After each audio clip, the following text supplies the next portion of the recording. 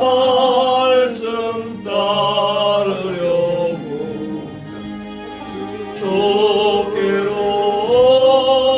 좋게롭니다.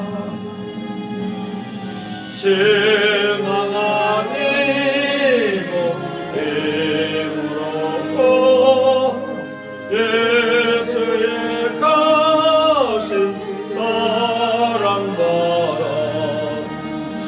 하늘의 기쁨 맛보려고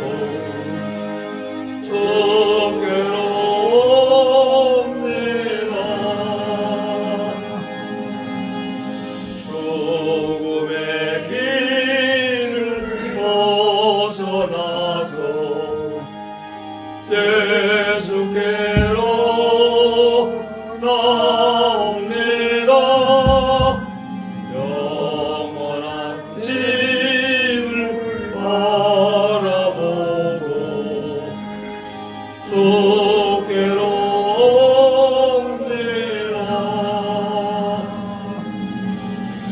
멸망의 복은 헤어나와 영원의 나라 나라라도 영광의 저를 배우려고 좋게롭니다.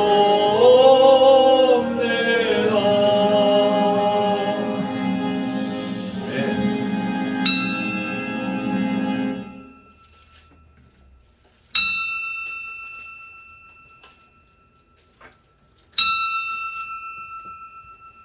다 같이 묵상 기도 드리시므로 주일 오후 예배 하나님께 드립니다.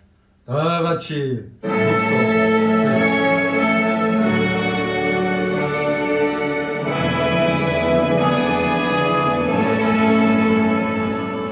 성부 성자와 성령 찬송하 영광 돌려 보내세 내 떨어지는 까지 오 영원 무릇토록 성삼이 되 영광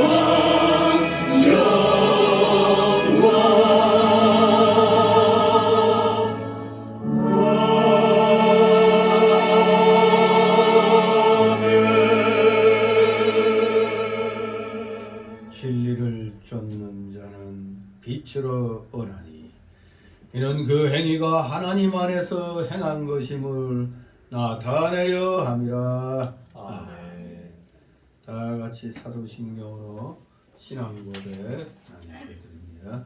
전능하사 천지를 만드신 하나님 아버지를 내가 믿사오며 그 아들 우리 주 예수 그리스도를 믿사오니 이는 성령으로 잉태하사 동정녀 마리아에게 나시고 본디오 빌라도에게 고난을 받으사 십자가에 못 박혀 죽으시고 장사한 지 사흘 만에 죽은 자 가운데서 다시 살아나시며 하늘에 오르사 전능하신 하나님 우편에 앉아 계시다가 이로써 산 자와 죽은 자를 심판하러 오시리라.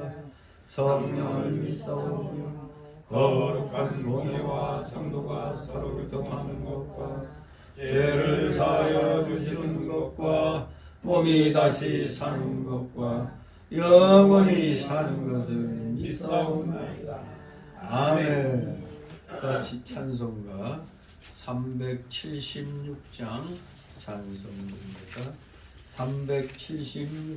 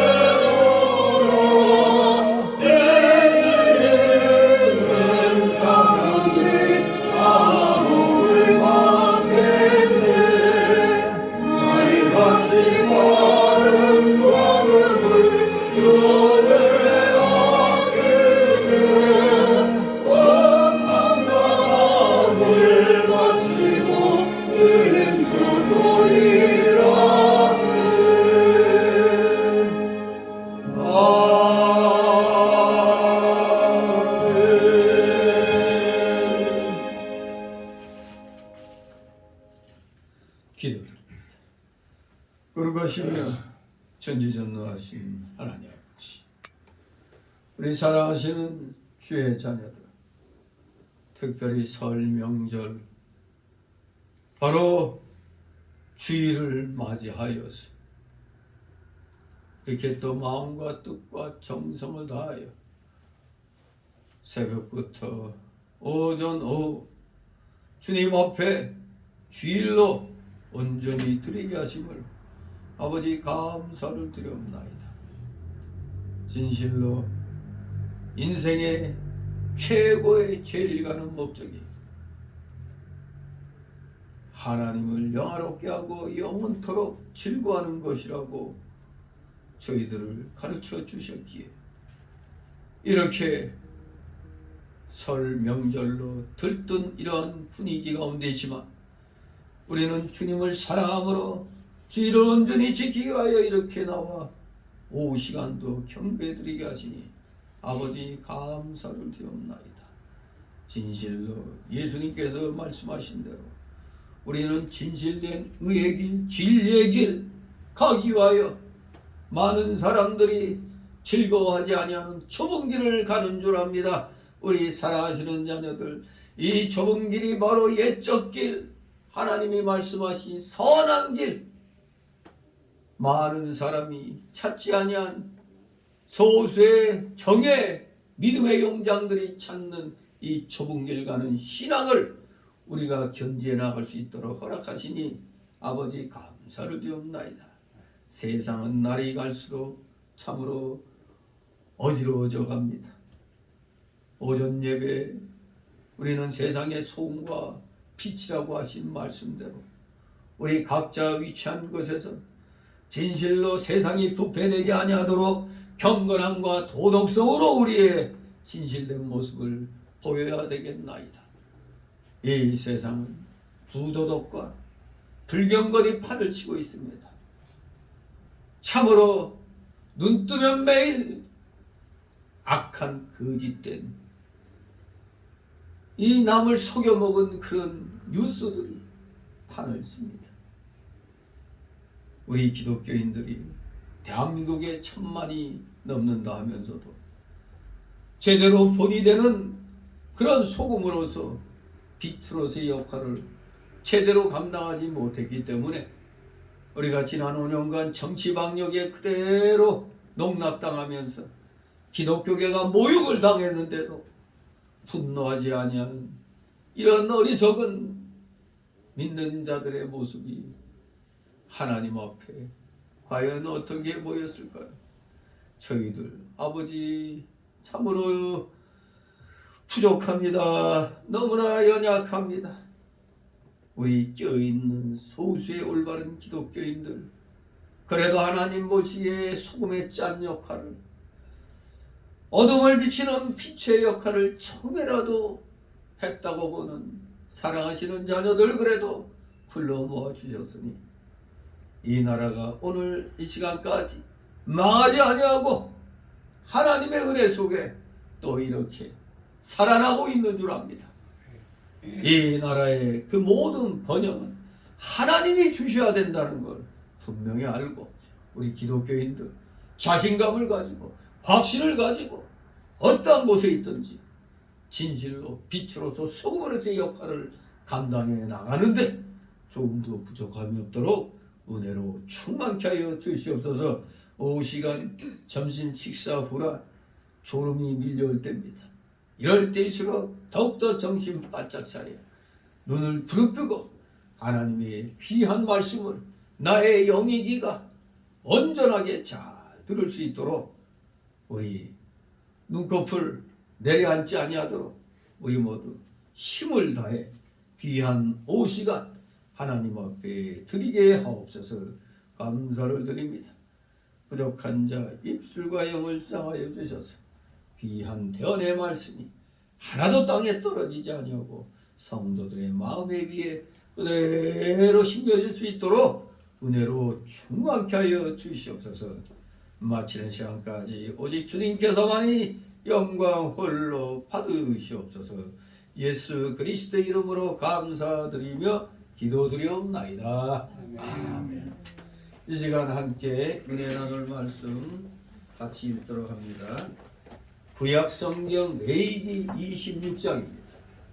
구약성경 레위기 26장 3절부터 46절까지 우리 교대로 읽도록 하겠습니다.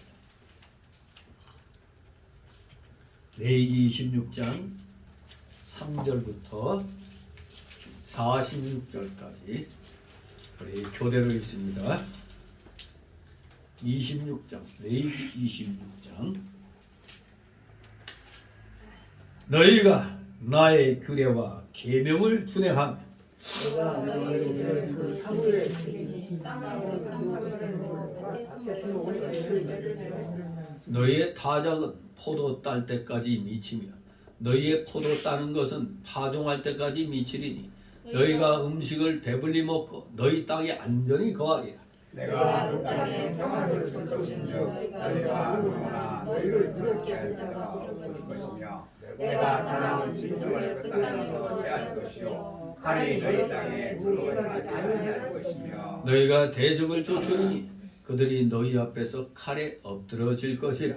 너희 나같이 너를 쫓고 너희 명이 말을 듣지니 너희 대적들이 너희 앞에서 칼에 엎드릴 것이며 내가 너희를 권고하여 나의 너희와 세운 언약을 이행하여 너희로 번성케 하고 너희로 창대케 할 것이며 너희는 내 주었던 묵은 곡식을 먹다가 새 곡식을 인하여 묵은 곡식을 지우게 될 것이며 내가 내 장막을 너희 중에 세우리니 내 마음이 너희를 싫어하지 아니할 것이며 나는 너희 중에 하여 너희 하나님이 누구 너희는 나의 백성이 될 것이니라. 나는 너희를 애굽 땅에서 인도하여 내어 그 종 된 것을 명쾌한 너희 하나님 여호와라.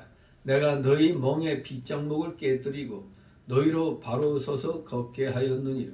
그러나 너희가 내게 정복치 아니하여 이 모든 명령을 지키지 아니하며 나의 규례를 멸시하며 마음에 나의 법도를 싫어하여 나의 모든 계명을 준행치 아니하며 나의 언약을 배반할진대 내가 이것이 너희에게 하리니 곧 내가 너희에게 놀라운 재앙을 하여 해병과 열병으로 문이 없고 생명이 쇠약하게 할 것이요 너희의 가족은 헛되리니 너희의 대적이 그것을 먹을 것입니다.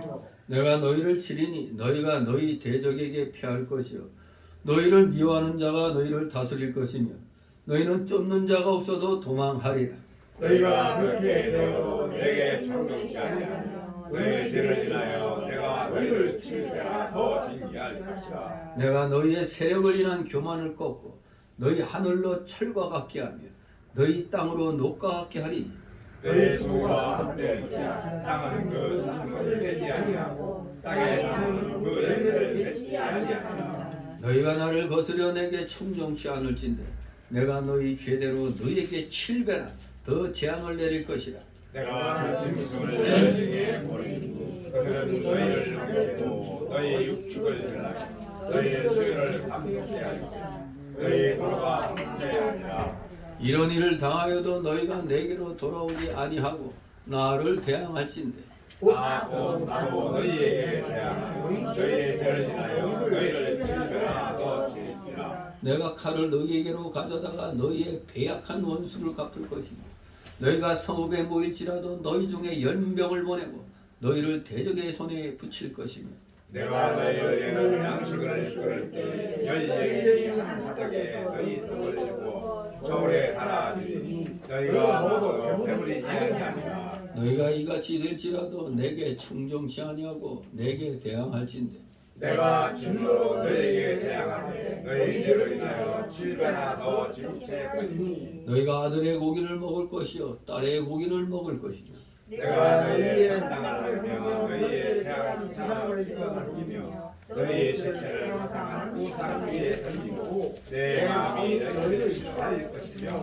내가 너희 성읍으로 황폐케 하고 너희 성소들로 황량케 할 것이요 너희의 향기로운 향을 흠양치 아니하고 그 땅을 먹게 하리니 거기에 거하는 너희 대적들이 그것을 인하여 놀랄 것이며 내가 너희를 열방 중에 흩을 것이요 내가 칼을 빼어 너희를 따르게 하리니 너희의 땅이 황무하며 너희의 성읍이 황폐하리라.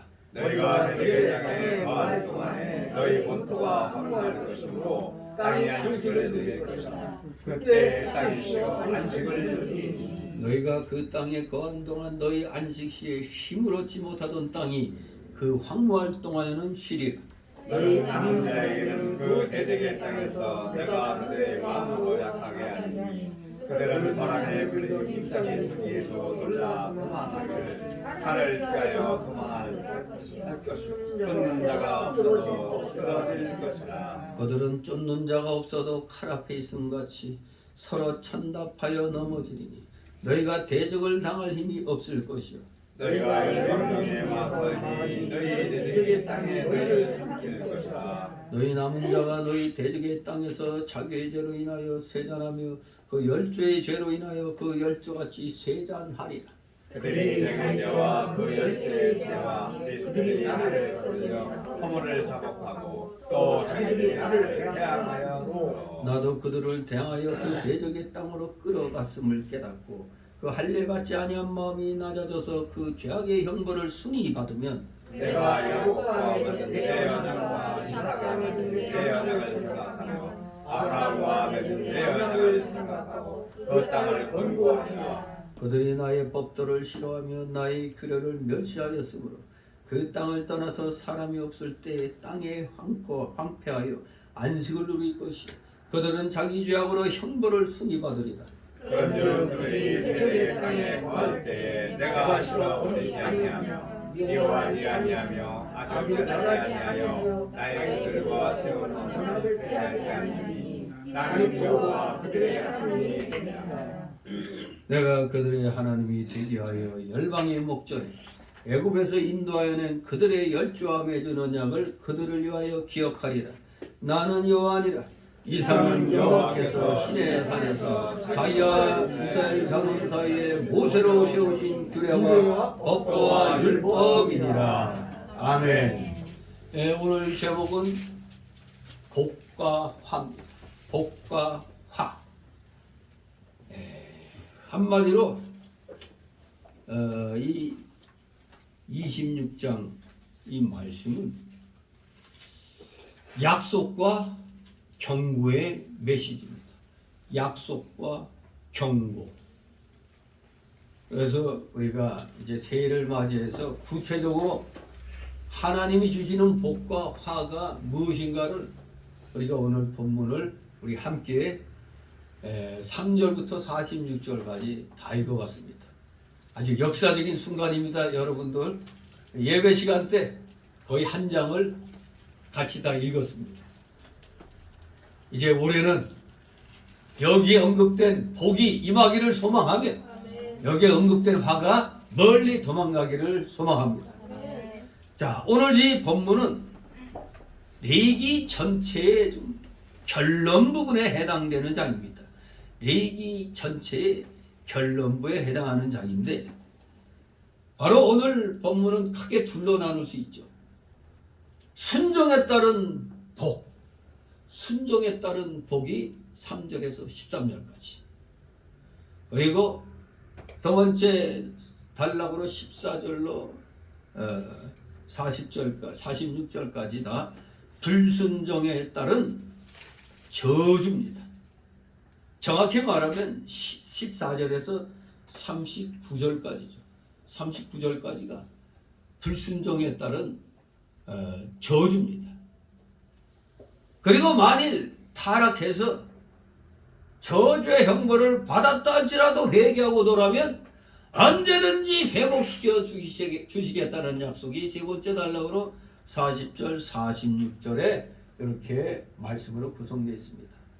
무조건 복과 화만 선언하신 게 아니라 혹시라도 타락해서 형벌받았다 할지라도 회개하고 돌이키면 언제든지 회복시켜 주시겠다. 이것을 또 우리에게 40절에서 46절을 통해서 가르쳐 주는 겁니다. 특별히 이 부분은 출애굽기 23장 20절 33절에서 언급된 시내산 언약의 결론 및 그 유명한 또 신명기 28장 복과 화에 대한 그 신명기 28장에서 모세가 이스라엘 백성들에게 행한 모압 평지 설교의 결론 부분과 요 40절 46절이 맥을 같이 하고 있습니다. 이 모든 내용, 즉 순종과 불순종에 따라 축복 혹은 저주가 이스라엘 백성들 위에 임할 것이라는 이 말씀은 이스라엘 역사에서 그대로 성취된 예언적인 성격을 띈 것입니다. 그리고 이 말씀은 오늘 우리 신약 시대에 살고 있는 우리 신약 성도들에게도 원리적으로 아주 중요한 교훈을 줍니다. 원리적으로. 그래서 우리가 이 독과 화에 대해서 잘 깨달으면 우리가 오늘날 아주 하나님이 기뻐하시는 소금과 빛의 삶을 우리가 살아갈 수가 있는 겁니다. 자, 그럼 먼저 첫 번째가 선포제 단락이 3절부터 13절까지입니다. 복에 대한 말씀입니다. 하나님께서는 이스라엘 백성에게 조건적인 복에 대해서 말씀해 주시고 있습니다. 그 조건, 3절에서 13절까지의 조건은 하나님 말씀을 순종하는 겁니다. 하나님 말씀을 순종하는 것. 본문 3절에 보면 너희가 나의 규례와 계명을 준행하면이라는 조건을 기록하고 있습니다. 만일 이스라엘 백성이 하나님 말씀에 순종한다면 그들은 하나님의 복을 받게 될 것이라는 얘기입니다. 그런데 바로 이 말씀 순종에 대해서 약속한 복을 13절까지 딱 살펴보니까 네 가지로 축약할 수가 있겠습니다.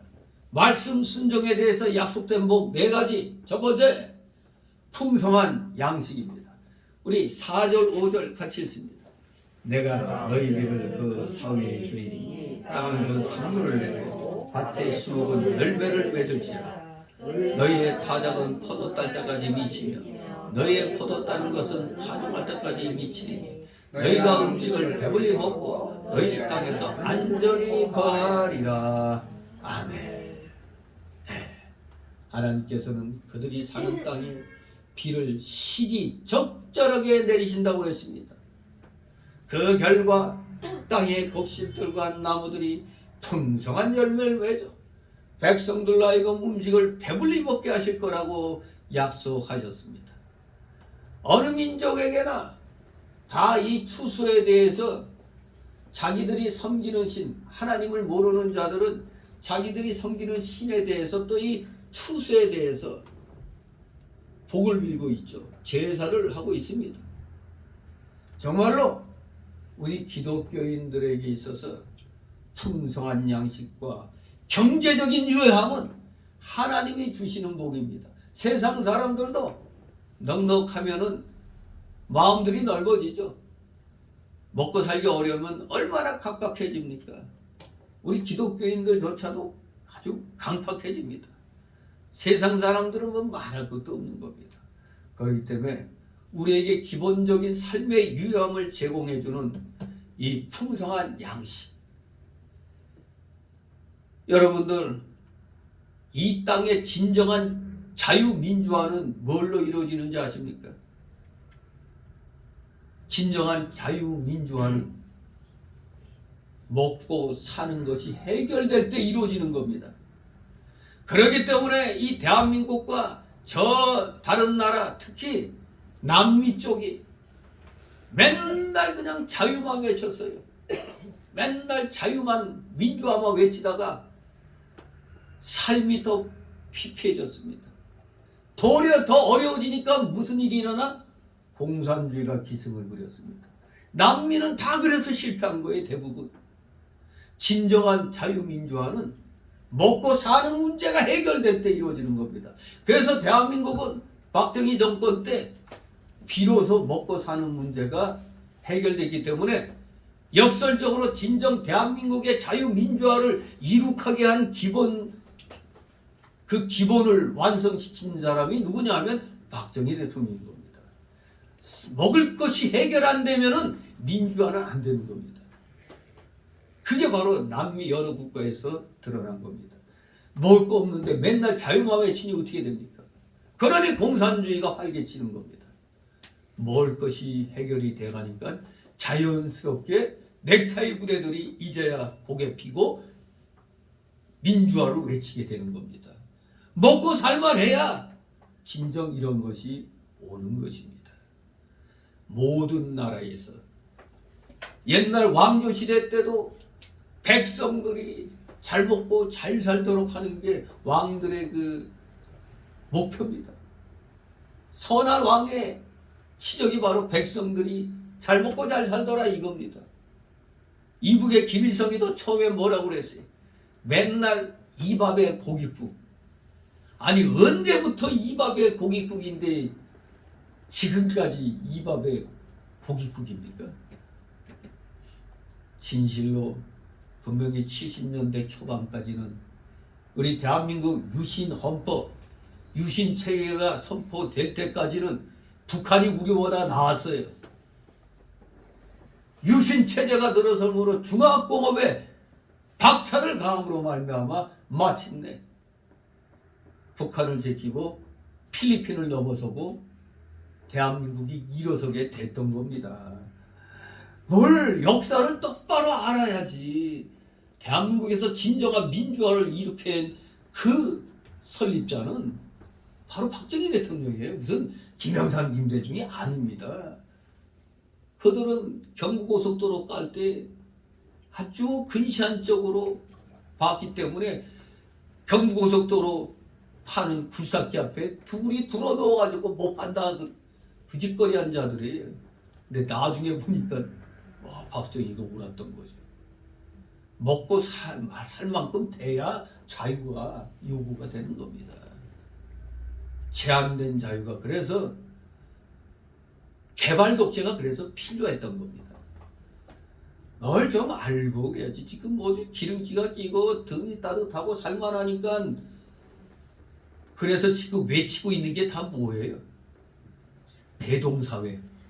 아니 어떻게 자유민주주의가 꽃을 펴야 되는데 공산주의 사상을 외치고 있잖아요. 이거 우리나라 언론도 다 그렇잖아요. 다 빨갱이가 돼가지고 정말 우리나라 그 고성국의 그 유튜브 보면은 아차하면 저들의 나라 될 뻔했다고.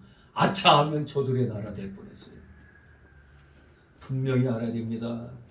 목사들이 뭘 알고 외쳐야지. 맨날 무슨 자유 민주화 찾고 자빠졌어요. 풍성한 양식으로 풍성하게 먹고 살게 돼야 진정 그때부터 모든 문제가 풀어지는 겁니다. 그렇기 때문에 하나님께서 복에 대한 말씀하실 때 제일 먼저 나온 게 뭐예요? 풍성한 양식입니다. 풍성한 양식. 농민들도 농사가 잘 되면 마음이 넉넉해지잖아요. 그냥 이 왕이 참 훌륭한 왕이다 해가지고 아니 하나님이 풍요롭게 해주셨는데 왕을 칭찬하잖아요. 지도자. 정말 우리나라 기사회생했습니다. 이거 우리나라 잘못하면 망할 뻔했어요. 5년 동안에 모든 게 다 공산화 다 돼버렸어요. 공산화 다. 지금 여러분 절대 누구 만나는 사람마다 무슨 뭐 주민자치제 자치에 가입하라고 하면 절대 하면 안 돼요. 그거 빨갱이 그 6.25 때 인민위원회 그 구성하는 겁니다. 여러분 자치라고 내세워?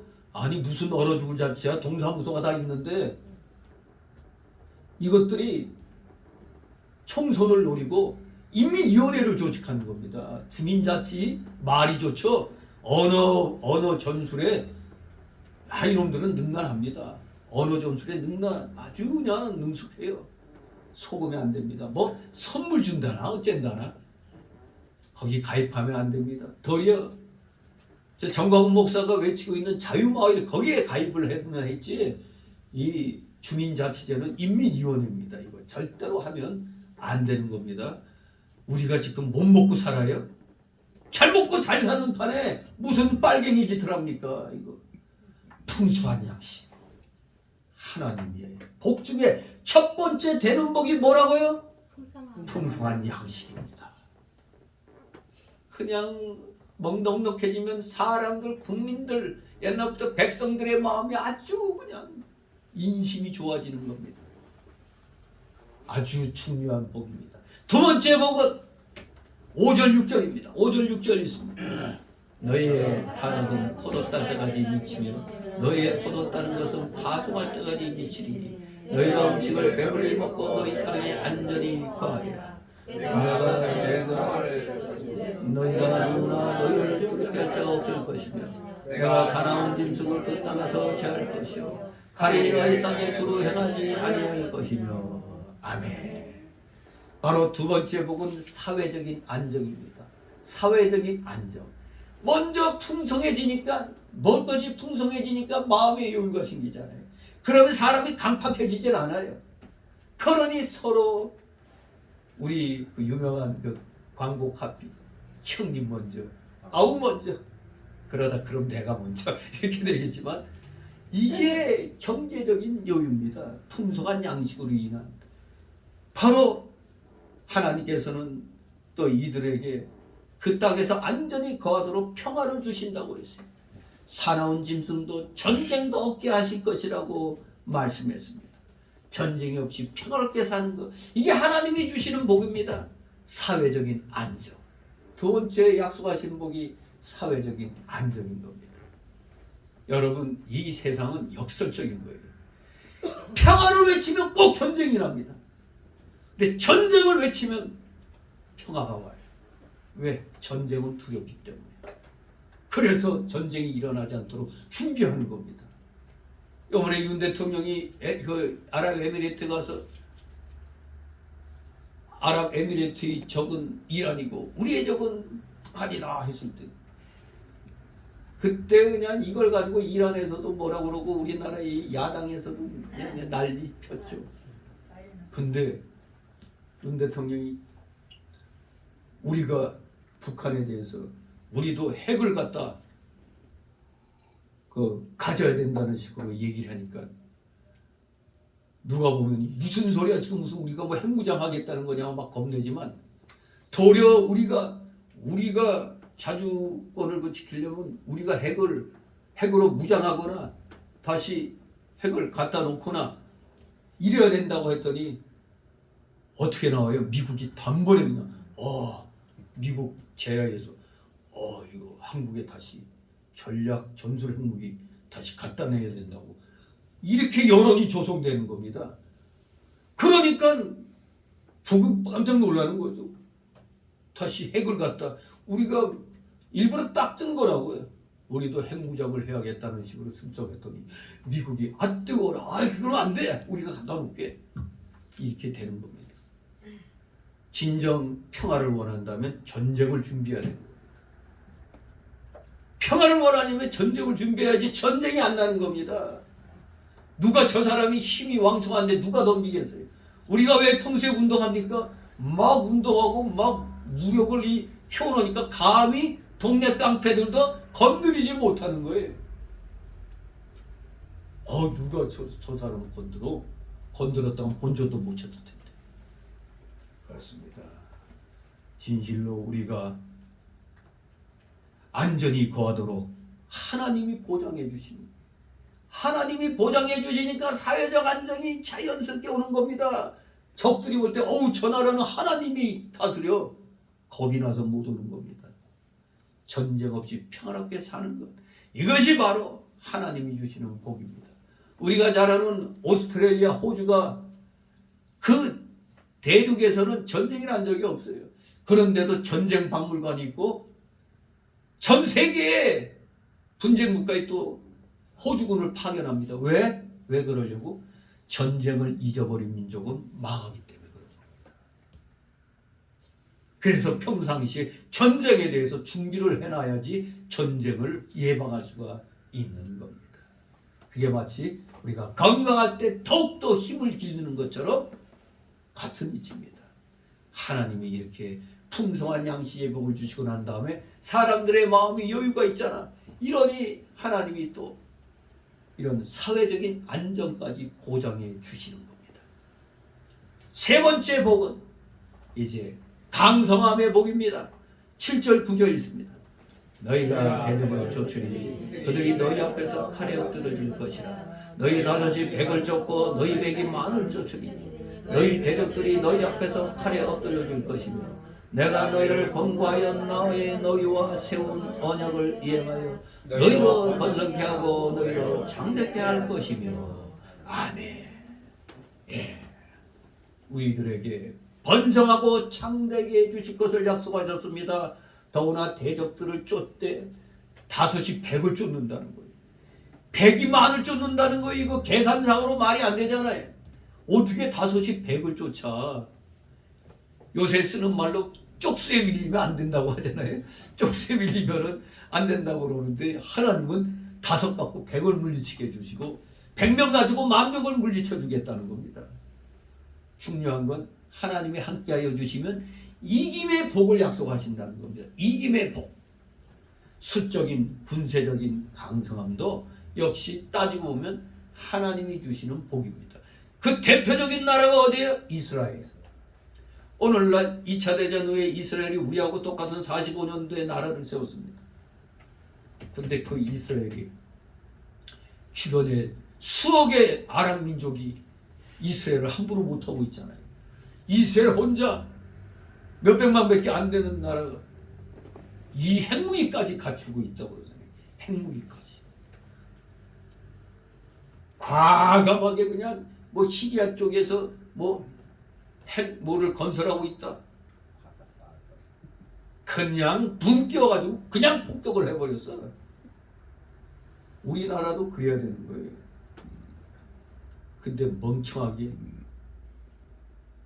이북하고 외교 관계가 지금 잘 되어가니까 서훈이란 놈이 국정원장 하면서 어떻게 했다고? 간첩 잡지 말라고. 저놈 저거 총살감이에요 저거. 서훈이 저놈하고 문제하기 저거는 여적죄입니다. 사형감입니다. 사형감. 그러니까 김문수가 사형보다 더한 거라고 얘기한 거죠.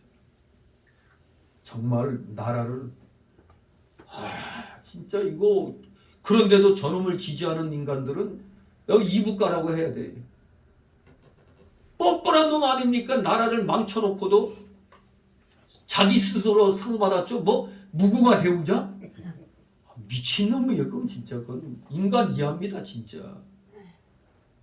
세상에 간첩도 잡지 못하게 하고 우리 국민을 갖다 아직 살아있는데 구할 생각 안 하고 있다가 총에 맞아 죽게 만들고 그러니 엉뚱하게 월북놀이로 만들어버리고 이런 악한 놈이 어디 있습니까 이거.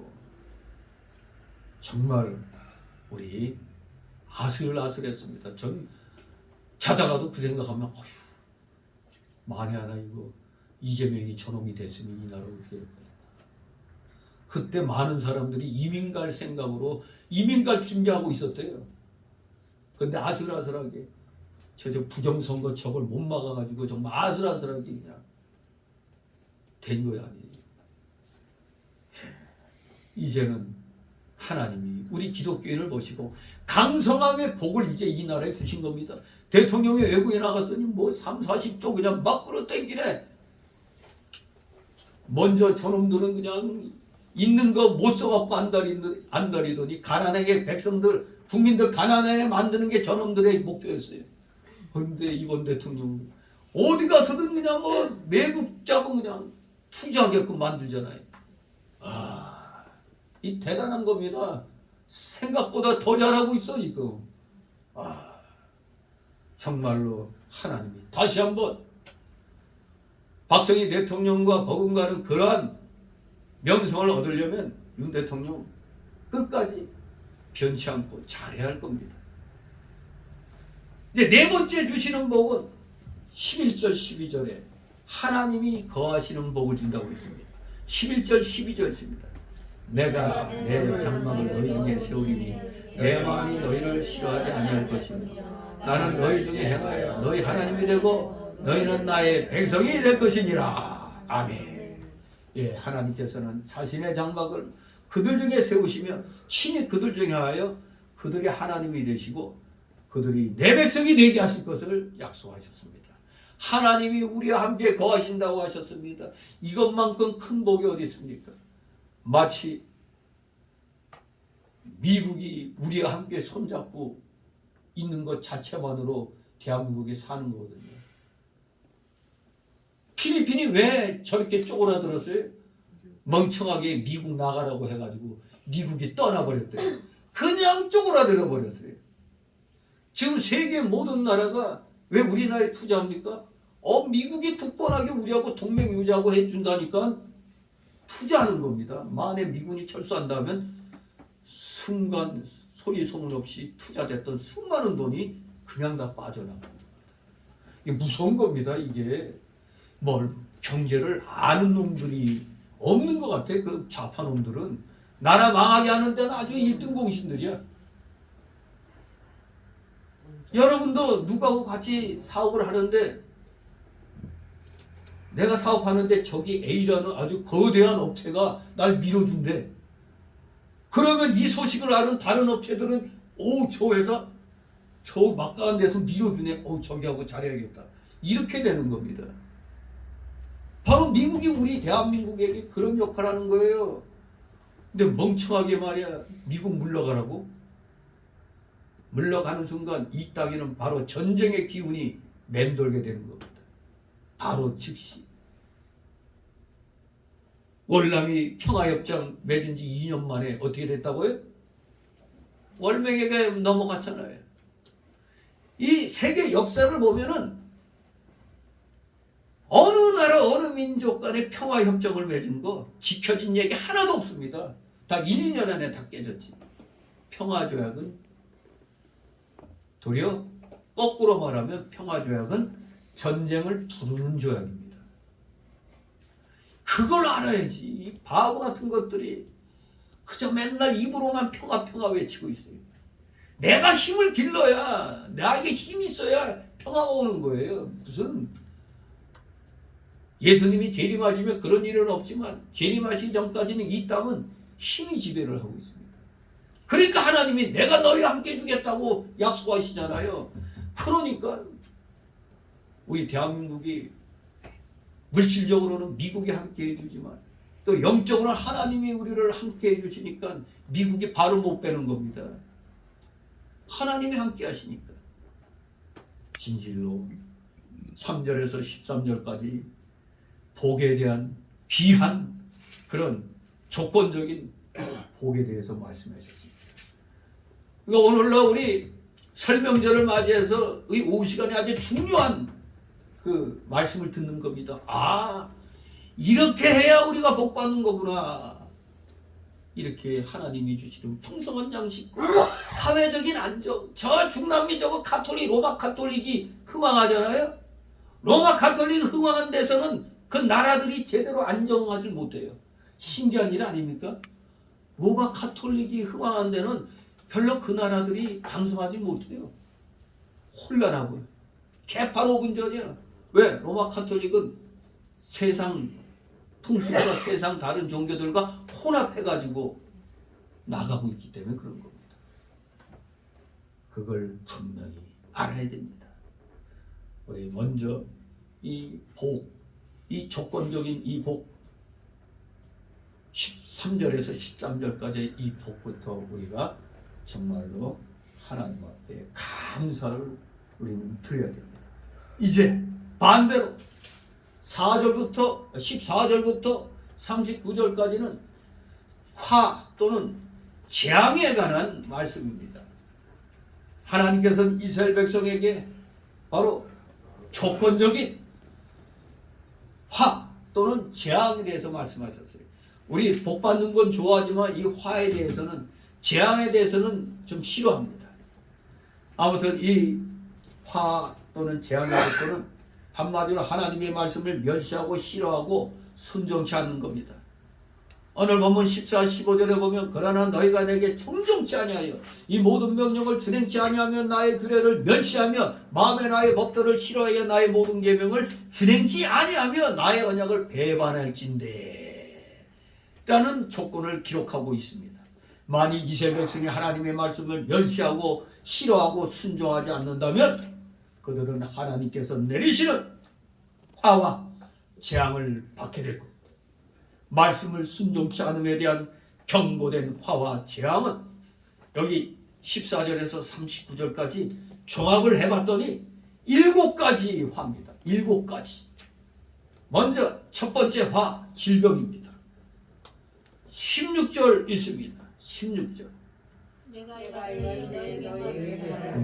곧 내가 너희에게 놀라운 재앙을 내려 폐병과 열병으로 눈이 어둡고 생명이 쇠약하게 할 것이요 너희의 파종은 헛되리니 너희의 대적이 그것을 먹을 것이니며. 아멘. 또 25절 봅니다. 25절. 내가 칼을 너에게로 가져다가 너희의 배악한 원수를 갚을 것이며 너희가 성읍에 모일지라도 너희 중에 연병을 보내고 너희를 대적의 손에 붙일 것이며 아멘. 예, 16절 25절에 하나님께서는 그들에게 폐병과 열병으로 눈이 어둡고 생명이 쇠약하게 할 거라고 경고하셨습니다. 질병.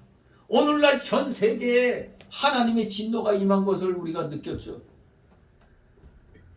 어느 제약회사가 정치 권력하고 짜고 했든 안 했든 간에 희한한 코로나라는 것이 전 세계 인구를 지금 줄여놨습니다. 이 질병, 이것도 하나님께서 인생들의 불순종을 보고 하나님이 허락해 놓으신 질병인 겁니다. 또 25절에 그들 가운데 연병을 보내실 거라고 경고했습니다. 전염병. 물론 모든 병이 다 하나님의 그런 진노로 인한 거라고는 말할 수 없겠지만 대부분의 경우, 그러니까 많은 경우를 말하는 겁니다. 많은 경우 질병은 하나님이 내리시는 화며 재앙인 것입니다. 오늘날 문제가 있는 질병들 보세요. 하나같이 다 보면은 이건 하나님의 기본 질서에 어긋난 짓거리를 하다가 얻어지는 병들이 거의 다거든요.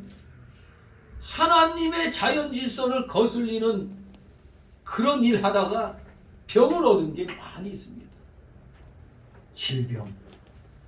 진실로 우리 질병에 걸리면은 먼저 하나님 앞에 우리가 회개해야 돼요. 왜? 내가 무리하게 일하다 보니까 병 걸리잖아요. 누가 하나님이 무리하게 하라고 그랬어? 누가 밤새워 가면서 몇 날 며칠 밤새워 가면서 일하라고 그랬어요? 그것부터가 하나님의 기본 질서를 어긴 겁니다. 하나님이 세우신 질서를 어겼기 때문에 우리의 밸런스, 신체 밸런스가 깨져가지고 얻게 되는 겁니다. 정말 하나님의 이 질서를 어긴 겁니다. 그래서 첫 번째로 가장 우리가 많이 와닿게 되는 건 질병입니다.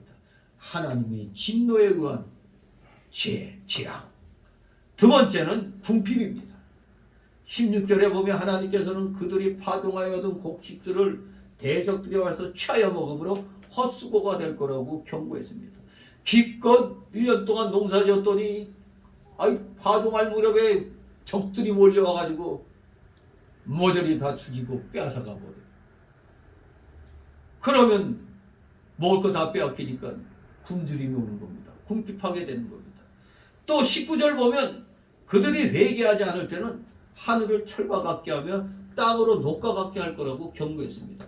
19절 우리 같이 읽습니다. 19절 내가 너희의 세력을 인한 교만을 꺾고 너희 하늘로 철과 같게 하며 너희 땅으로 녹과 같게 하리니 아멘.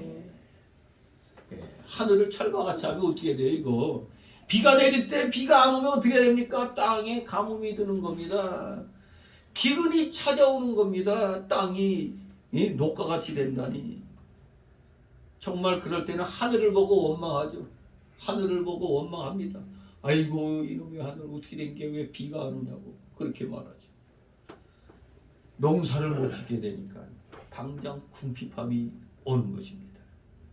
또 26절 보면 26절 같이 있습니다. 26절 내가 너희 위하는 양식을 끊을 때 열여인의 한 가족에서 너희 떡을 그 저울에 달아주리니 너희가 먹어도 배부르지 아니하리라. 아멘.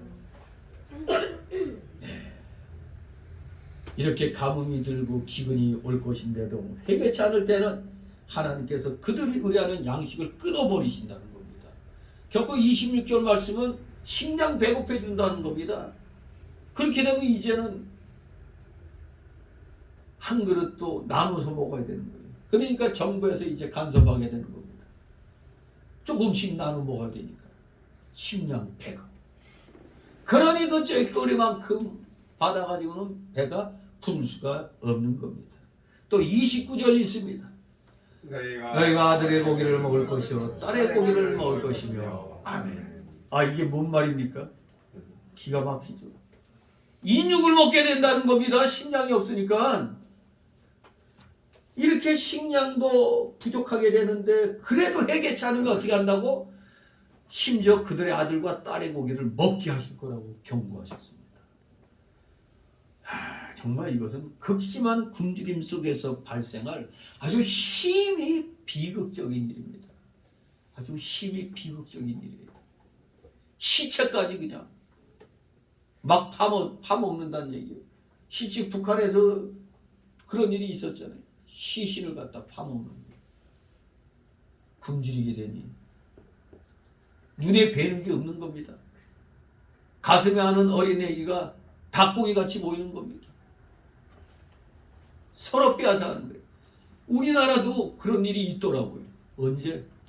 고려가 강화로 그 수도를 옮기고 몽고 침략에 대비하려고 강화로 옮겼을 때 몽고군이 물밑듯이 내려와서 모든 그 강화로 들어가는 길을 끊어버리니까 강화도에 식량이 부족하게 되잖아요. 그러다 보니까 어린 얘기가 없어져. 이런 일이 일어나는 겁니다. 식량 때문에 그야말로 눈이 다 돌아가는 겁니다. 미쳐버리는 겁니다. 정말로 비극적인 일들이 각 민족의 그 어려운 때 보면은 일어나는 것을 보게 됩니다. 분명히 알아야 됩니다. 일용할 양식의 궁핍은, 일용할 양식의 결핍은 하나님이 내리시는 화며 재앙이라는 사실입니다. 그러니까 여러분들 지금 어때요? 먹을 게 풍부하죠? 저도 저 냉장고에 열면은 먹을 게 있었는데도 잊어버리고 안 먹어버려요. 잊어버려서 안 먹다 보니까 이렇게 꺼내다 보니까 이거 뭐야? 21년도 유효기간이 21년도 7월까지 되는 거예요. 22년도 7, 8월에 하면 먹겠는데 21년도 뭐 이렇게 막 나오는 게 막 나오더라고요. 옛날 같으면 다 먹지. 근데 요새 좀 몸이 좀 그거해서 그런지 먹기가 싫더라고요. 그냥. 지금 어쩌고도 지금 배불리 먹을 때니까 그런 거 아닙니까? 없을 때 그런 게 어디 있어요. 전에 이 안봉남 목사님이 어떤 라면을 줬는데 유효기간이 몇 년이 지난 거였어. 내가 또 그래도 버리기 아까워서 그거 그냥 끓여가지고 조금 오래되면 조금 냄새 같은 게 나잖아요. 끓여서 그거 이렇게 먼저 버리면은 그 냄새는 사라져. 그래서 내가 악착같이 그것도 안 버리고 다 먹었네. 근데 좀 가만히 생각해보면 좋지 않은 음식을 또 자꾸 섭취하다 보면 이 몸에 안 좋을 수가 있어요. 아무튼 우리가 궁핍할 때는 그런 게 어디 있어요. 옛날 어릴 땐 그때 흑석동에 살 때 다락방이 있었는데 다락방 뒤지다가 왼쪽 고렛이 나왔어. 아버지가 월남에서 그 보내왔던 건데 무지하게 몇 년이 지난 건데 이렇게 보니까 멀쩡해. 아주 맛있게 또 먹었네 그냥. 아무튼 먹을 것도 우리가 잘 버리지 않고 통조림 같이 이렇게 오래된 것도 먹을 수 있는데 평상시에는 우리가 오래된 걸 안 먹잖아요. 평상시에. 요새 그래가지고 버리는 음식이 많아졌다고 이제 정부에서도 머리 써가지고 요 식품 그 유효기간을 없앤다고 그랬죠. 유효기간을 없애고 유통기간을 없애고 유효기간을 없앤다고 그랬나? 유통기간을 없앤다고 그랬나? 유통기간을 없애고. 유통기간을 없앤다고 그랬죠. 그러니까 음식을 너무 많이 버리니까 이제 좀 요 기간이 됐다고 해서 못 먹는 게 아니다. 이렇게 이제 해놨죠. 정말 우리가 지금 하나님의 은혜로 잘 먹고 잘 사니까 이렇게 풍요롭게 살고 있잖아요. 풍요롭게 살고 있는데 한때는 김일성 때 70년도 말까지는 우리보다 잘 살았단 말이에요, 북한이. 근데 지금 역전돼서 못 살게 됐는데 아직도 저들은 이 밥에 고깃국 얘기를 하고 있어. 우리는 지금 있어도 유효기간 지나면 버리는 판인데 정말로 이 식량 문제 북한이 저주받았다는 게 그래요. 지금 전 세계 최고의 기독교 박해국 1위가 북한입니다. 그러니 하나님이 저 저주 안 할 수가 있어요, 저거. 이렇게 이 궁핍이란 건 하나님의 무서운 재앙인 것입니다. 세 번째는 전쟁입니다. 전쟁. 7절에 보면 우리 7절 같이 있습니다. 7절 26장 7절 너희가 대적을 쫓으리니 그들이 너희 앞에서 칼에 엎드러질 것이라. 아멘. 25절 또 한 번 다시 있습니다. 내가 칼을 너희에게로 가져다가 너희의 배악한 음수로 갚을 것이며 너희가 성읍에 모일지라도 너희 중에 연병을 보내고 너희를 대적의 손에 붙일 것이며. 아멘. 하나님께서는 그들을 치셔서 대적에게 패하게 하실 거라고 경고했습니다. 또 25절에서 칼, 곧 전쟁을 가져오실 거라고 경고한 겁니다. 하나님의 말씀에 불순종하면은 바로 전쟁에 엄청난 화를 입게 되는 겁니다. 전쟁과 평화는 단지 정치가들의 손안에 있는 게 아닙니다. 어리석은 자들이 맨날 평화에다 만다고 헛소리하는 거죠. 하나님의 손안에 있는 겁니다. 전쟁과 평화는. 전쟁과 테러는 사람들의 불순종과 죄에 대해서 하나님께서 내리시는 화며 재앙이라는 것을 분명히 기억해야 되겠습니다. 그러니까 우리 기독교인들 보고 나라를 위해서 기도하라고 한 게 왜 그럽니까? 하나님께서 이 땅에 전쟁의 재앙을 내리지 않게 해달라고 기도하는 겁니다. 그러기 위해서는 우리가 불의와 싸울 줄 알아야 돼요. 불의와 싸우지 않고 무슨 놈의 복을 달라고 그래요. 진리와 함께하고 하겠다고 말만 하면 안 됩니다. 불의와 싸울 줄 알아야 돼요. 그래야 하나님이 전쟁의 재앙을 내리지 않을 것입니다. 이제 네 번째 화는 들짐승을 통한 화입니다. 22절 있습니다. 22절. 내가 들짐승을 너희에게 보내면 그것들이 너희 자녀를 훔치고 너희 유축을 멸하며 너희 수요를 감속해 할지라 너희 도로가 황폐하리라. 아멘. 그렇습니다. 22절에 하나님께서는 회개치 않는 이스라엘 백성들 가운데 들짐승을 보내서 그것들이 그들의 자녀를 물어가고 그들의 가축들을 죽이고 그들의 수를 감속해 하고 그들의 도로로 황폐케 할 것이라고 경고했습니다. 들짐승들로 인한 공포와 폐해는 하나님이 내리시는 화며 재앙입니다. 지금 오늘날 우한 코로나뿐만 아니라 지금 여러 가지 그 들짐승대에 의한 그 바이러스가 지금 또 문제되는 게 꽤 많다고 그래요. 그것들도 마찬가지입니다. 다 하나같이 인간의 불순종에 대한 하나님이 내리시는 화입니다. 하나님이 내리시는 재앙입니다. 아무리 그 땅에 움직이는 거 다 먹을 수 있다 하더라도 저 중국의 우한시장 그 유튜브로 이렇게 보면 야 별의별 짐승고기가 다 있어. 우리가 보면 징그러워하는 그 들쥐나 쥐 같은 것도 그냥 이 껍데기 벗겨가지고 쫙 잘 구워놓고 와 진짜 그 마치 지옥도를 보는 것 같아. 지옥도. 그 짐승들 잡아서 쫙 그렇게 구워놓고 이렇게 쌓아놓은 거 보면 무슨 지옥의 지옥도를 보는 것 같아. 이렇게 무분별하게 이 짐승들도 하나님이 필요해가지고 이 세상에 이 소위 말하는 그 균형을 이루기 위한 거거든요. 약육강식뿐만 아니라 또 이 적자 생존 이런 걸 통해서 이 지구상에서 균형이 이루어지게 하끔 여러 짐승들을 하나님이 창조해 놓으셨는데 무조건 옛날 그 중국 목태통이 왜 대약진에서 실패했겠어요? 아니 저 참새 새끼들 보니까 이것들이 다 갉아먹잖아. 참새들 모조리 다 잡아 죽여라 했더니 참새들 모조리 다 잡아 죽였어. 그 풍년이 왔어요? 이게 웬 걸? 해충을 잡아먹는 참새들이 멸절돼 버리니까 해충들이 기승을 해서 곡식을 다 갉아먹어 버려요. 이 하나님이 세우신 균형을 임의로 깨면 안 되는 겁니다. 이 들짐승들뿐만 아니라 해충으로 인한 공포와 폐해 이것도 다 따지고 보면 인간들의 어리석음, 인간들의 욕심만을 향한 자기들만이 이 짐승들도 살 수 있게끔 다 해주가면서 해야 돼요. 그래야 우리에게 해로운 것을 다른 게 또 잡아먹어주고 그러면서 우리 사람이 건강하게 살 수가 있는 겁니다. 진실로 들짐승들로 인한 공포 앞에 이거 역시 하나님이 내리시는 화며 재앙입니다. 오늘날에도 똑같아요.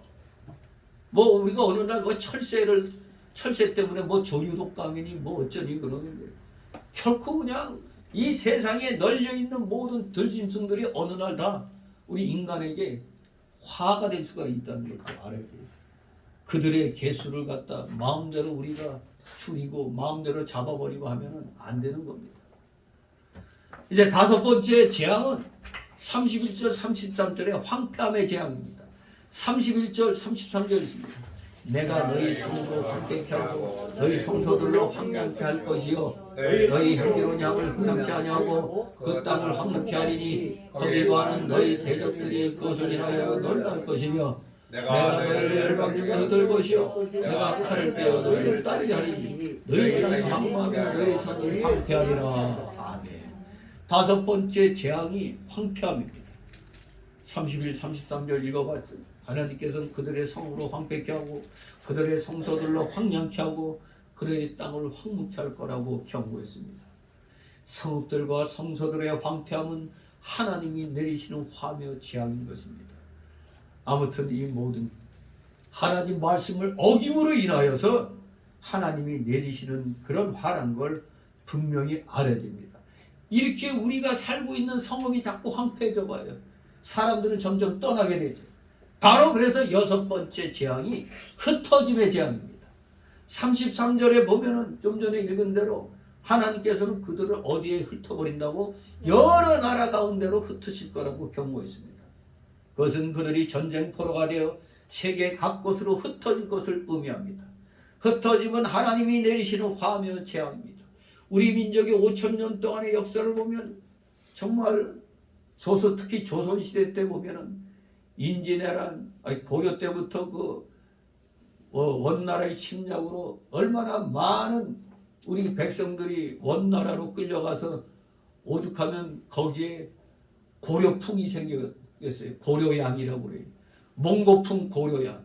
여러분 연지곤지 찍고 하는 거 다 몽고풍이에요. 고려 때 생긴 겁니다.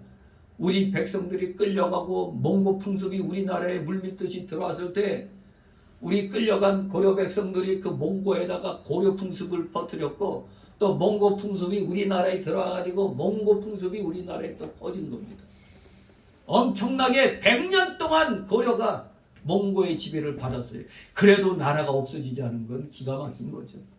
네, 그래서 이제 조선이 건국하게 됐는데 조선이 또 그냥 성리하게 또 매몰돼가지고 맨날 명분만 찾다가 그냥 이 왕조 역사에서 반정은 딱 조선시대 때밖에 안 일어났어요. 중종 반정과 인조 반정, 연산군과 강해군 때 일어난 반정. 원래 다른 나라 중국 같으면은 반정을 일으킨 사람이 왕이 돼요. 근데 우리나라는 안 그렇잖아요. 성리학 그 사상에 의해서 그 다음 왕을 할 사람들을 거기에서 자기네가 고르잖아요. 반정을 주도한 사람은 왕이 되진 않아요. 중종 반정, 연산군 몰아내고 또 인조 반정, 광해군 몰아내고 왕조 역사에서 반정은 딱 조선시대 때 두 번밖에 없었어요. 그리고 그 광해군 때 그 뭔 일이 있었어요. 광해군 때 임진왜란 끝나고 임진왜란 때 얼마나 많은 그러니까 어떻게 표현했냐면 하여간 저 중국 놈들은 참 저놈들 나쁜 놈들이 저놈들은. 근데 명나라가 임진왜란 때 우리나라를 도와준다고 왔지만 이게 명나라가 쓸고 가면은 명나라를 참비치라고 그랬대. 일본군은 그냥 이거 뭐야 그냥 엉성한 이런 무슨 빛? 얼레빛? 예, 얼개빛.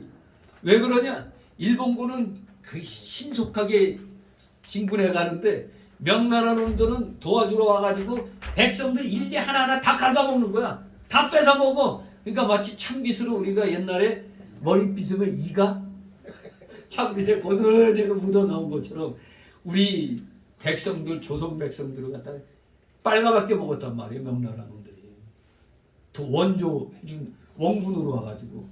도로 일본 놈들은 그냥 짓밟고 그냥 가버린 건데.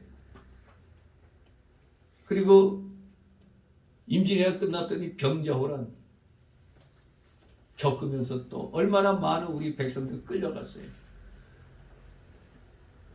정말로 이 우리나라에 여러분 그 오랑캐 호자잖아요. 호자 들어간 거 많죠. 호 뭐가 있더라. 호떡 호박 호박도 호자 들어간 게 다 오랑캐 호자예요. 다. 그게. 그리고 호로새끼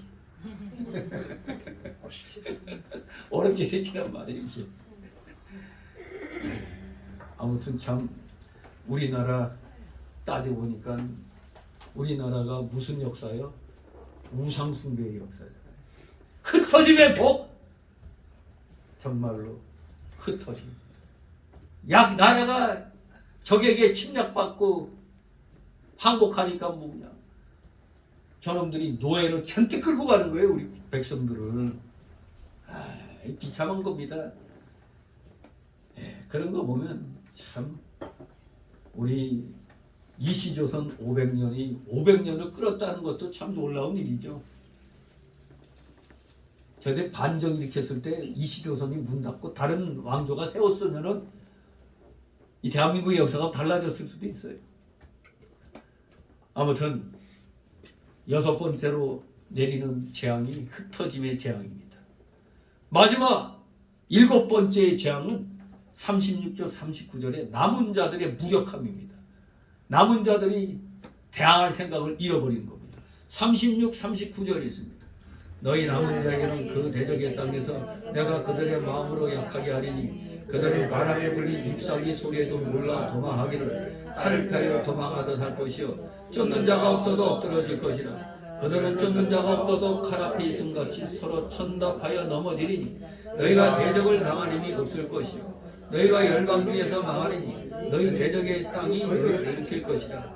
너희 남은 자가 너희 대적의 땅에서 자기의 죄로 인하여 세잔하며 그 열조의 죄로 인하여 그 열조같이 세잔하리라. 아멘. 남은 자들의 무력함의 재앙입니다. 하나님께서는 그들의 남은 자들의 마음을 약하게 하셔서 바람에 불린 잎사귀 소리에도 놀라게 하신다고 했습니다. 그들의 대적들을 당할 힘이 없게 하실 거라고 경고하셨습니다. 고려 조정이 원나라에게 도저히 안 되니까 끝까지 항쟁을 주장하는 무신들, 그 무신, 그게 이제 그 최충원에 의해서 이루어진 그 최씨 정권도 이제 최후 최항을 거쳐서 이제 김준으로 넘어왔을 때 김준은 끝까지 이제 또 대모 항쟁을 하려고 했는데 고려 조정에서 도저히 안 되겠다. 원나라에 완전히 이제 항복을 해야 백성들이 이제 전란에 휩쓸리지 않겠다 해가지고 결코 마지막 그 무신의 그 사람을 제거를 하죠. 암살을 시킵니다.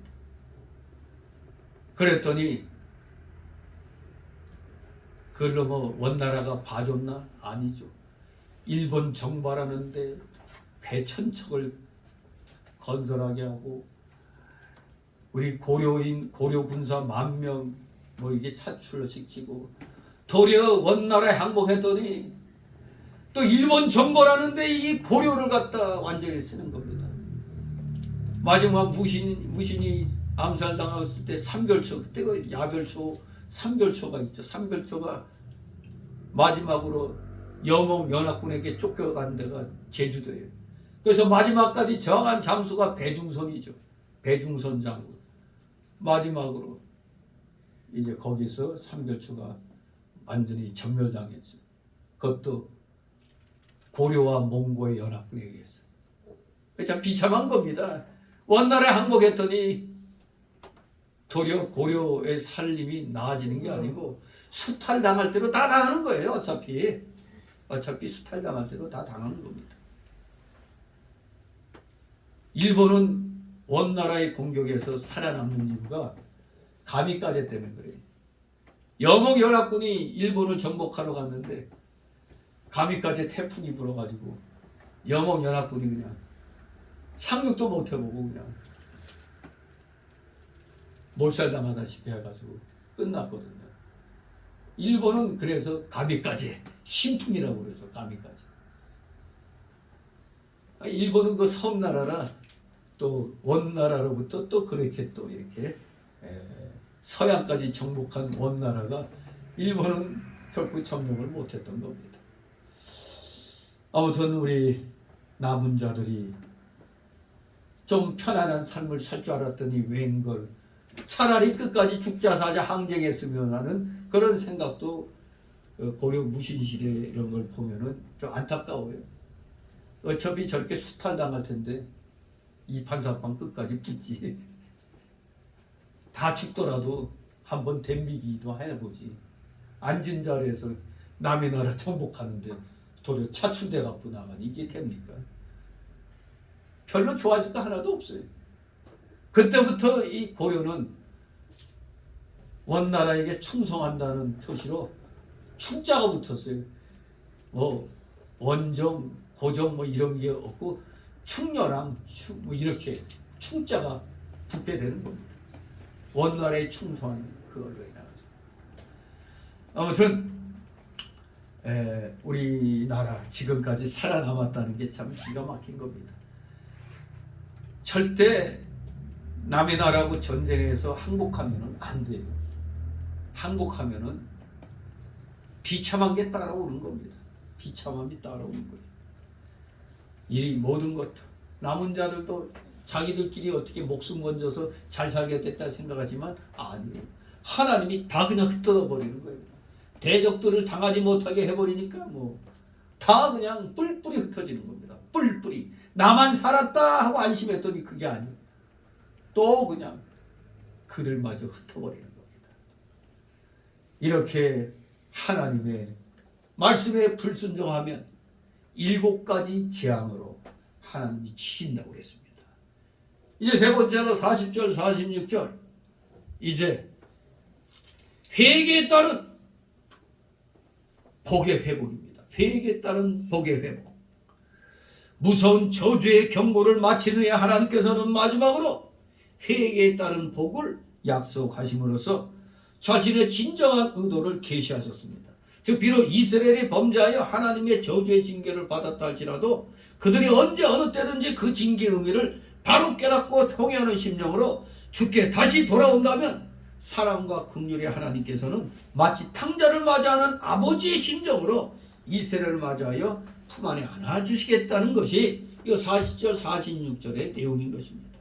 이로 미뤄볼 때 하나님께서 궁극적으로 원하시는 것은 용서와 구원이라는 사실이며 동시에 하나님 징계는 징계를 위한 저주의 막대기가 아닌 회개를 촉구하는 사랑의 채찍임을 알 수가 있습니다. 바로 이 사랑과의 이 은혜로 인하여 우리 성도들은 어떠한 상황 하에서도 영원한 소망을 가질 수 있는 것입니다. 이 구약 레위기 26장 이 복과 화의 말씀, 물론 구약의 율법에 속한 말씀이죠. 이 말씀들은 다 하나님의 공의를 증거하는 겁니다. 이 말씀은 진리입니다. 그러나 이 율법의 말씀에 근거하여 복을 얻을 자는 이 세상에 아무도 없어요. 이 율법의 말씀에 근거해서 복을 얻으려면 아무도 없습니다. 바로 이 말씀에 비춰보면 우리 모두는 하나님의 복을 얻기에는 매우 거리가 멀고 하나님께로부터 화를 받고 재앙을 받아야 마땅할 자들입니다.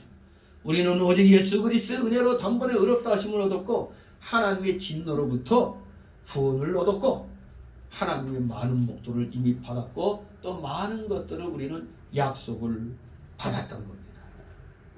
우리 하나님의 비록 재앙을 받는 상태에 있다 할지라도 자신들의 죄악을 깨닫고 그 죄를 자복하고 마음이 낮아져서 그 죄악의 형벌을 순순히 받아들이면 하나님께서는 아브라함과 이삭과 야곱과 맺으신 언약을 생각하셔서 그들을 돌아보실 것을 오늘 분명히 약속을 하십니다. 이것은 참으로 크신 하나님의 긍휼의 약속입니다. 그런데 오늘 신약시대는 예수 그리스도의 은혜로 우리 모두 단번에 죄사함받고 구원을 받았습니다. 거기다가 많은 것들이 약속이 되어 있습니다. 그렇기 때문에 이 레위기 26장의 말씀 그저 이건 구약의 율법에 근거한 거니까 오늘날 우리에겐 해당이 안 된다가 아니라 이 약속의 말씀들은 신약 성도들에게 있어서도 변함없이 교훈이 되고 있습니다. 교훈. 그대로 교훈이 됩니다. 어떤 교훈이냐? 첫째, 사람에게 복과 화와 재앙은 단순히 환경적 요인 때문이 아니라는 사실입니다. 풍성한 양식과 환경적 안정과 군사적 강성은 단순히 국가의 지도자가 누구냐 혹은 세계의 정치적 경제적 상황이 어떠하냐에 달려있지가 않다 이겁니다. 레위기 26장의 본문이 보이는 대로 복도 재앙도 다 하나님께서 내리시는 겁니다. 그래서 오늘 이 본문을 보면은 내가라는 말 26장에 보면 내가라는 말이 23번이나 나와.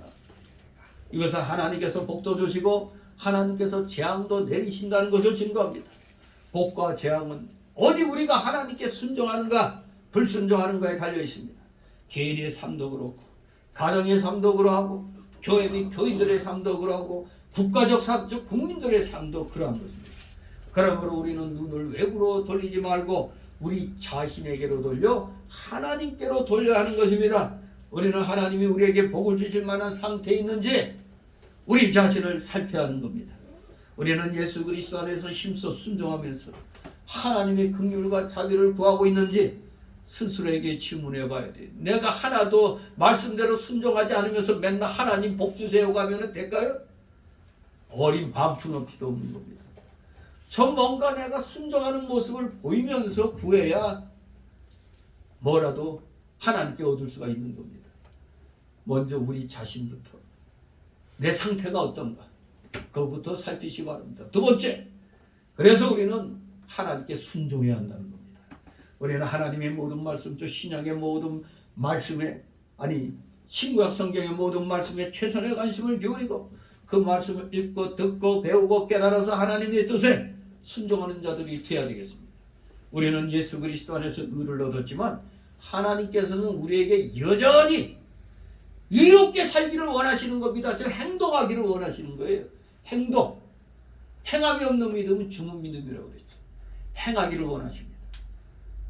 행하기를 원한다. 뭡니까? 하나님 말씀대로 사는 걸 말합니다. 성경은 우리에게 의로 교육하기에 유익한 책이라고 했습니다. 우리가 하나님께 순종하며 그렇게 살 때 우리는 하나님께서 주시는 풍성한 양식과 환경적 안정과 신체적 건강까지도 기대할 수가 있는 겁니다. 마태복음 6장 33절 무슨 말씀? 너희는 먼저 그의 나라와 그의 의를 구하라. 그리하면 이 모든 것을 너에게 더하시리라. 아멘. 요한삼서 2절에 사랑하는 자여 네 영혼이 잘됨같이 네가 범사에 잘되고 강건하기를 내가 간구하노라 그랬습니다. 진실로 여러분들 순종하심으로 모든 복을 구하시는 여러분 되시기를 소망합니다. 마지막 세 번째 주시는 교훈은 그래서 겸손히 회개하기를 힘써야 한다는 겁니다. 만일 우리가 하나님의 재앙을 당하였다면 만일 우리에게 무서운 질병이 찾아왔고 극심한 경제적 궁핍이 있고 혹은 우리나라에 비극적 전쟁이 발생했다면 우리는 완악한 마음과 교만한 마음을 버리고 우리의 고집과 폐역한 마음을 버리고 겸손히 하나님께 엎드려 기도해야 하는 겁니다. 그러면 하나님께서는 그의 기쁘신 뜻 가운데서 우리를 불쌍히 여기사 진노 가운데서도 긍휼을 베푸실 것입니다. 우리 모두 이러한 하나님의 진정한 사랑과 공의를 깨닫길 바랍니다. 덮어놓고 사랑이 아닙니다. 불의와는 싸울 줄 알아야 돼요. 진리와 함께 기뻐하시는 여러분 되셔서 하나님이 주시는 복들을 남김없이 받아 누리는 우리 믿음의 실력자들 되시기를 주님의 이름으로 축원합니다. 기도합니다.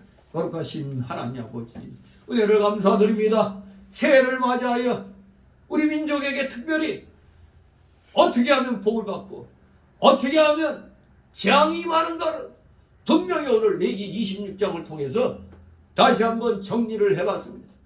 우리 모두 말씀대로 순종하면 놀라운 복을 하나님께 받게 된다는 걸 기억하고 어떻게 해서든지 지극히 작은 것에서부터 최선을 다하여 하나님 말씀대로 순종하기를 즐거이 행하는 자들 다 되게 하여 주시옵소서. 감사드리며 예수 그리스도의 이름으로 기도드리옵나이다. 아멘. 다 같이 찬송가 478장 478장 찬송입니다. 478장 2절 부르고 간주 나갑니다.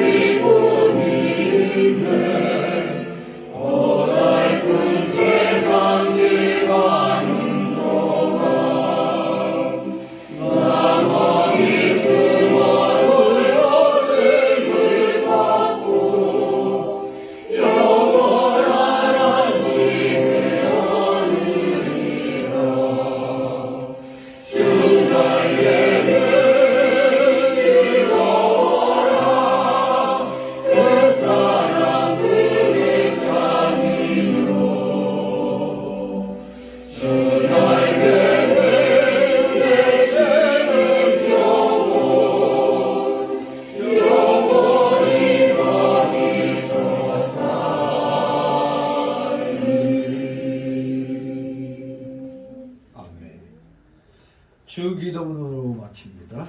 하나님 계신 아버지여 이름이 거룩히 받으시오며 나라의 마옵시며 뜻이 하늘에서 이룬 것 같이 땅에서 이루어지이다. 오늘날 우리에게 영식을 주옵시고 우리가 우리에게 죄진 자를 사하는 것 같이 우리 죄를 사하여 주옵시고 우리를 시험에 들게 하지 마옵시고 다만 악에서 구하옵소서. 내게 나와 권세와 영광이 아버지께 영원히 있사옵나이다. 아멘.